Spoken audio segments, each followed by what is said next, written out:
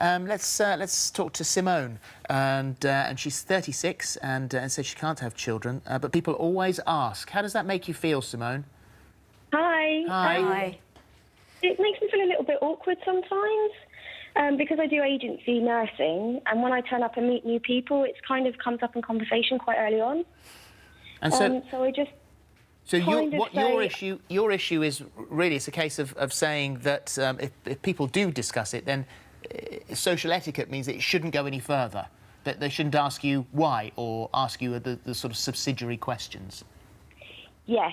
I had somebody last week who said that I was being quite selfish and denying my mum the right to be a grandparent by not having children. That is one of the things that absolutely infuriates me when women are accused of being selfish because they don't have babies. You know, it is just, in your case, it's not even a choice. But even if it, you know, when it is a choice of people, it's totally valid. There are lots of things we can do with our lives apart from having children.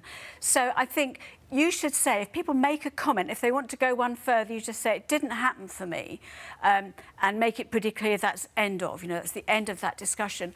And also, there is an organisation called More to Life. They're part of the Fertility UK, and I think the Fertility Network, and I think you will find lots of people who've been in the same situation as you. They're for the people who haven't chosen not to have children and run into these issues all the time. What is the best way to answer that? So if you can't have children or you don't choose to have children, if somebody says to you, so the conversation will be, so have you got kids? I just think you didn't want kids? I think I'd much rather just say something like, it didn't happen for me. And I think that's the end of it. I think it makes it pretty clear that you're on to no-go territory there. You haven't said whether it was a choice.